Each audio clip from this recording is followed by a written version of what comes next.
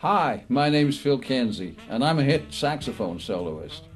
I began playing on hit records in 1970 with George Harrison's All Things Must Pass, playing on such tracks as Wah Wah, What Is My Life, and My Sweet Lord.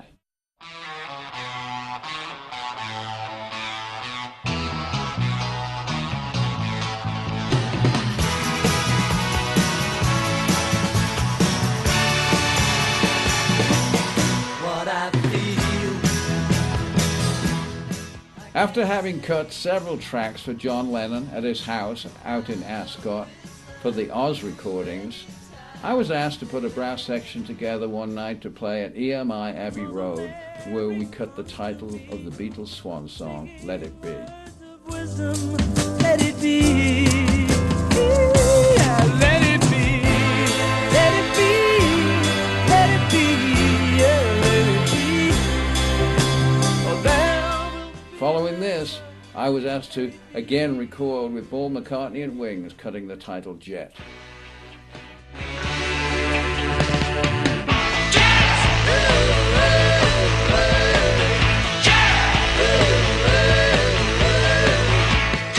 At this time, my notoriety as a sax player in London was growing, and sure enough, a call came through from Tony DeFries, David Bowie's manager, one day, asking me to put a three-piece horn section together to play his new TV pilot, the 1980 Floor Show. After this, I would put all the tracks together for him on his new album, David Bowie's Diamond Dogs. Little baby, now I move to stay. Don't you know that everything's alright? Everything's alright. At this point, a friend and actor, Richard O'Brien, who at that time was appearing in the musical Hair in the West End of London, asked me if I would compose and play in his new musical he had written called The Rocky Horror Show. From transsexual Transylvania. I would eventually play 1,000 of those shows and eventually be asked to play on the soundtrack of the movie. So when you see Meatloaf playing the part of Eddie, playing the saxophone in Hot Patootie, guess who's playing the saxophone?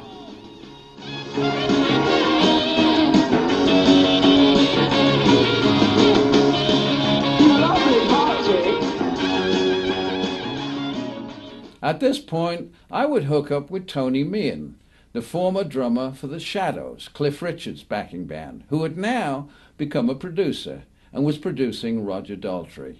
I would wind up playing on Roger Daltrey's Ride a Rock Horse and one of the Boys albums. At this point in time, I had made friends with many producers, one of whom, a great friend, Alan Parsons, famous for his project albums, asked me to come in and cut a track for him on his Pyramid album, One More River. Alan would later have a momentous effect on my career.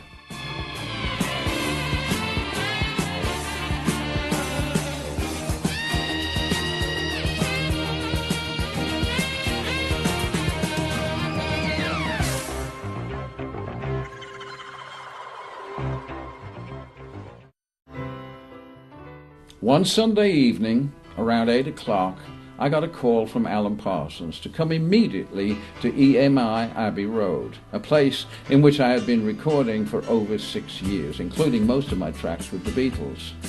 When I got there, he asked me to play a saxophone solo for his new artist on alto saxophone. Alto, I thought?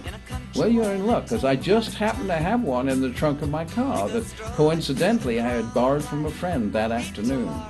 This was to be the first time that I would play an alto saxophone on a recording, which later would be a hit record called Year of the Cat by Al Stewart. It would also be the last time that I would play at EMI Abbey Road. The year of the cat.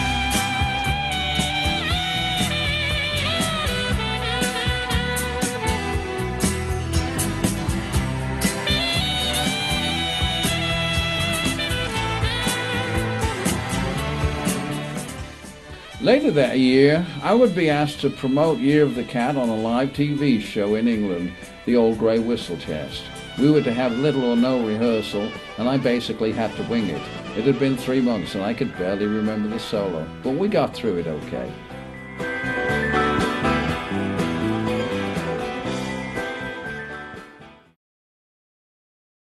In January of the following year, I would get a call from Luke O'Reilly to fly immediately out to Denver, Colorado to join Al on tour to promote his massive hit, Year of the Cat. The sax solo apparently was the crowning glory for the end of the tour that brought the audience out of their seats. This would take most of that year. Following this tour, we commenced work on Al's huge follow-up album, Time Passages. This was to be the biggest hit he ever had, on which I played the highest note ever recorded on an alto sax on a hit record, and also had 2 sax solos.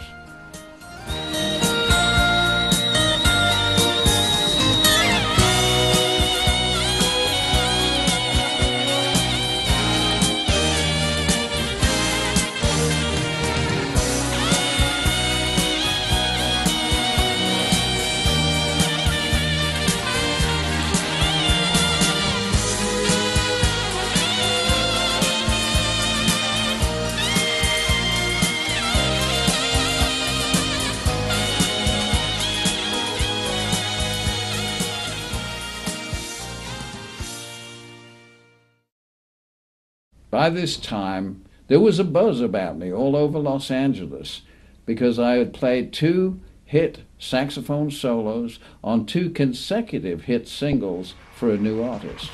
So when a struggling Poco lost Timmy Schmidt to the Eagles, I was called in. I played a solo on Paul Cotton's Heart of the Night, and they had the biggest platinum album they had ever had.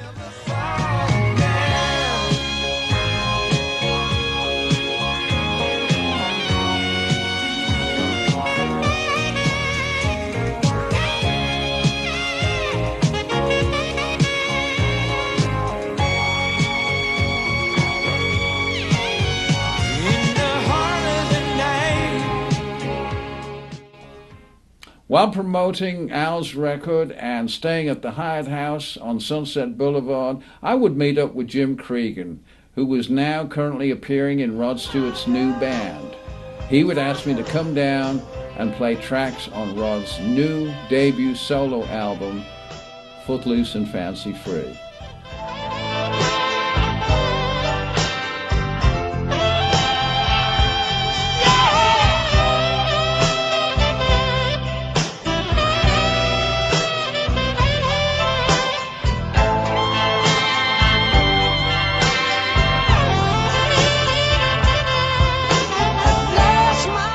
While still playing for Al, I would be asked to come down to Cherokee Studios and do a bunch of work on Rod's second album, Blondes Have More Fun. It was to be the biggest album he ever had. We were promoting Time Passages, and there was to be an electric night at the Roxy on Sunset Boulevard. The electricity you could feel in the air. Why? 1, Al was particularly hot, but 2, Rod Stewart was in the audience to steal me for his band. He took me back to his house in Beverly Hills, and we walked the garden where he asked me to join his band. How could I refuse?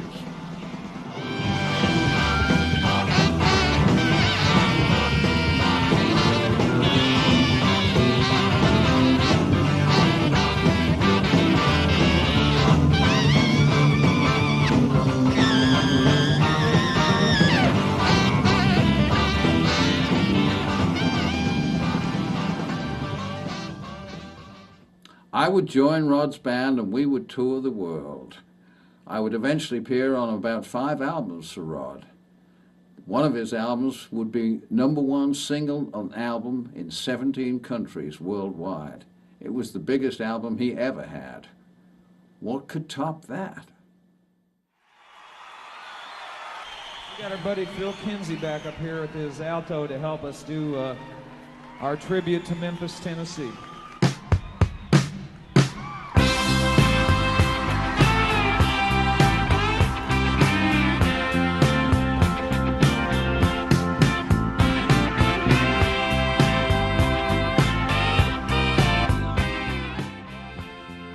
Top that?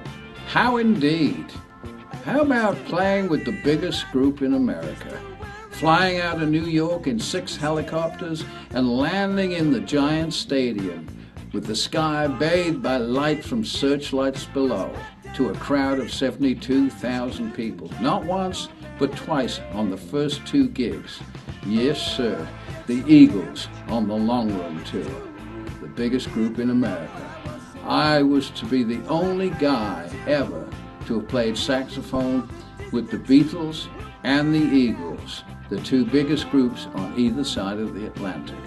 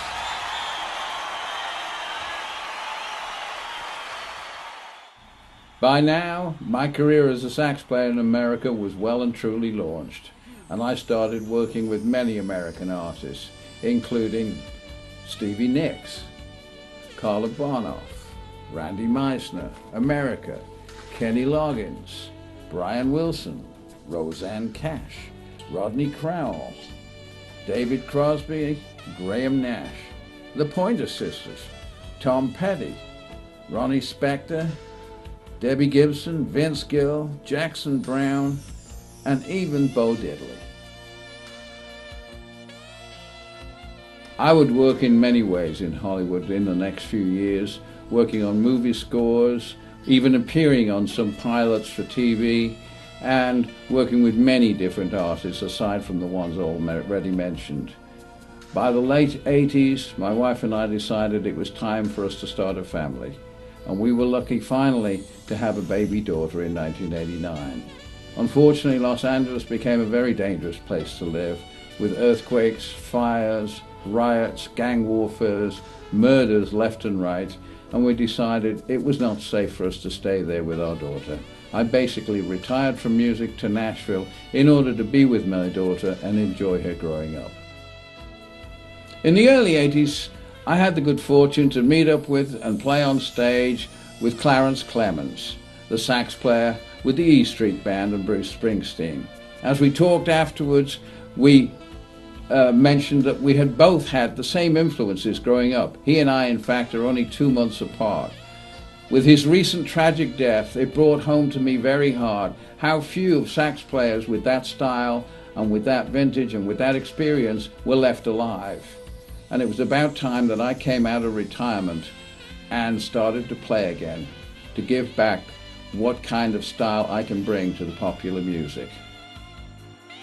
In recent weeks, I've been referred to by so many fans and some producers as being a legend in the business. So if you want to hire a legend, you better be quick, because there's not many of us left.